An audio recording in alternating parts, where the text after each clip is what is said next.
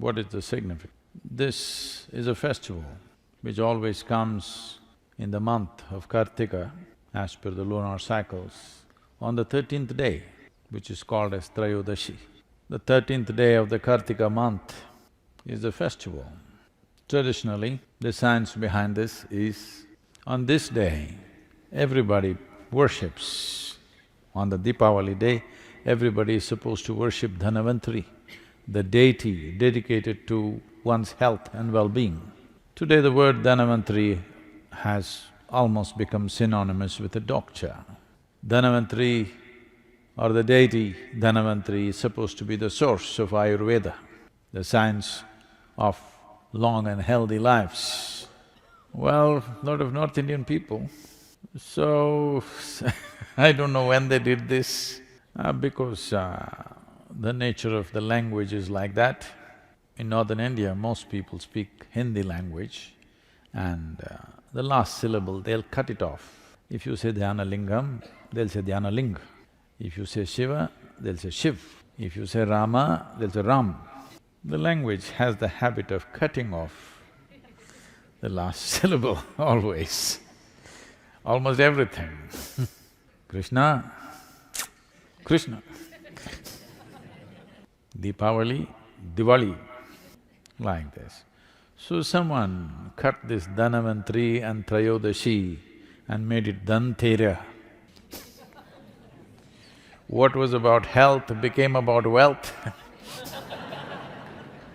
Dhan means money. Now everybody thinks Deepavali is about money. Why it is about health is, for those of us who live in the northern hemisphere, it is from this day onwards, certain things change. From the Trayodashi of Kartika Masa, things change. In a way, there is a slowdown of life. So for the winter months, what you should do with yourself, what time you should wake up, what you should eat, how your food habits should change, how your practices should change. For all this, traditionally they created a science as to how one should behave to pass through winter months without getting sick, without getting depressed, without losing your sense of balance and purpose in life. How to do this? For this, there was an entire science.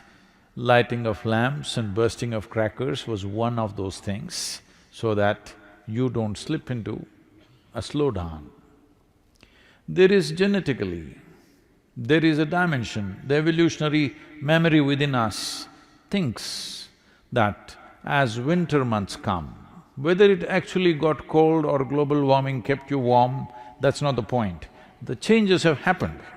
The distance between the planet and the way the planet and the sun are positioned has changed.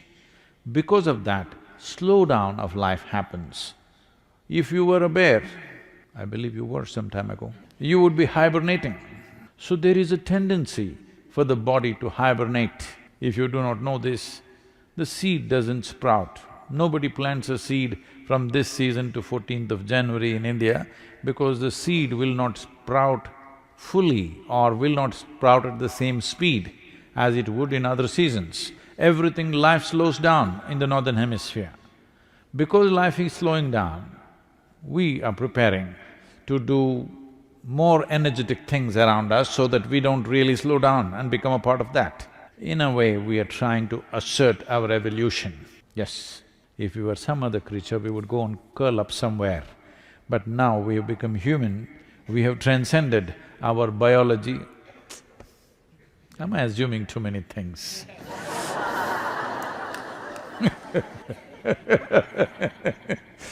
You are supposed to have transcended your biological tendencies.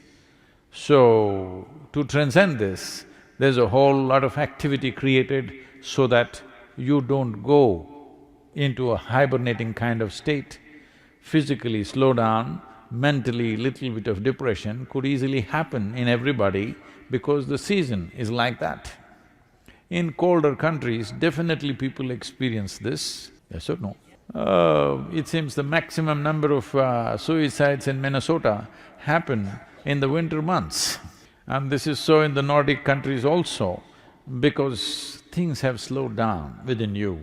In the northern hemisphere, not just you, everything has slowed down because our relationship with the sun has changed, which is the basic source of life. The basic source of energy on this planet is sun, not because you came up with a solar panel, it's always been so. Now, because the northern hemisphere, its relationship with the sun has changed, you're looking away from the sun, there is a slowdown from this month, the 13th day of this lunar month, which is called as the Kartika Trayodashi.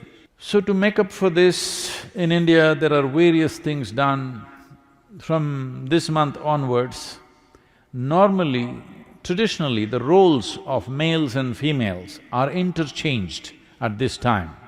For example, it is a part of daily activity for a woman, not anymore, in rural India still, that first thing in the morning, she cleans the front of her house and draws some geometrical figures.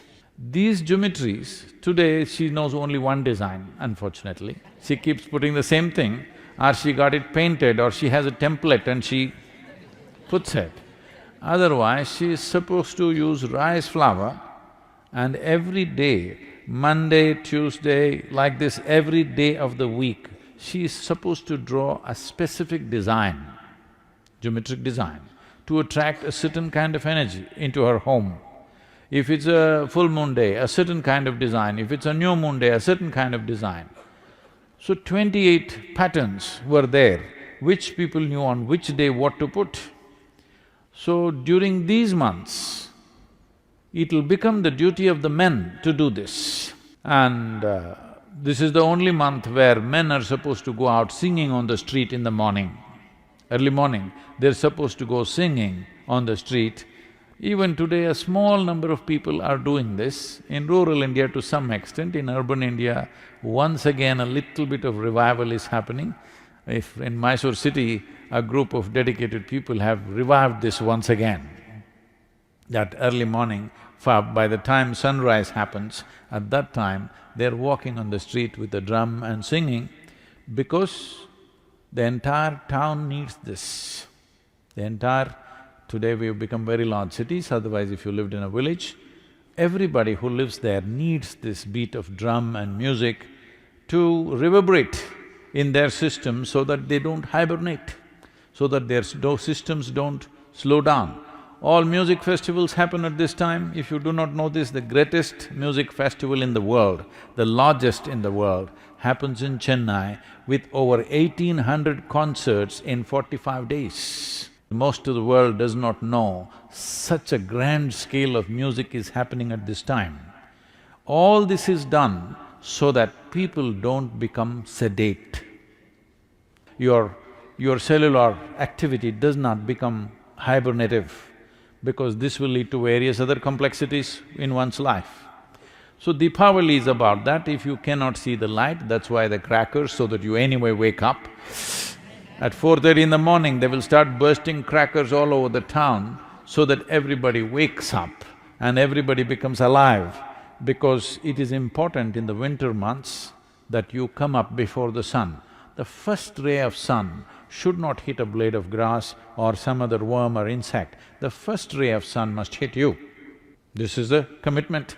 That is why before sunrise, everybody is out to receive the first rays of sun upon themselves, not upon the ground. So, the significance of the festival has largely been ignored, but still people are singing a bit and bursting crackers a bit. It is time to bring this back, especially in colder weathers. This would be wonderful if some of these things are revived, because Diwali is not a religious festival, it's got something to do with our geographical location on this planet. Because we are in the northern hemisphere, these changes are happening to us, to our bodies, to the plants, to the animals, everything it's happening. You see, everything slows down. But if you slow down within yourself, mentally if you slow down, you will become little dim. Physically if you slow down, you will become susceptible to various other ailments which you may not be susceptible if your body is vibrant and alive. If this body is vibrant and alive, there are 1,000 infections within you right now, but you don't get sick because body is alive and vibrant. If little slowdown happens, all these little things become major problems within you. This is why the whole thing about Dhanavantari, the science of health and well-being that it must be kept alive till 14th of January, everything must be kept alive. You need music, you need more light, you need lamplight, you need all kinds of things to keep the atmosphere alive for yourself so that you don't sink down and do not become susceptible to various negative forces which are always working upon us.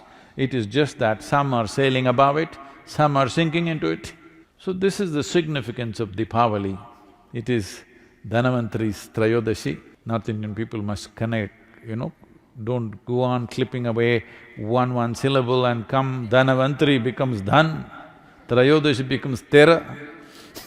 Don't keep clipping it away So, here we are. We are in the middle of a Bhavaspandana on the Deepavali day. Can't be in a better place, can't be in a more vibrant space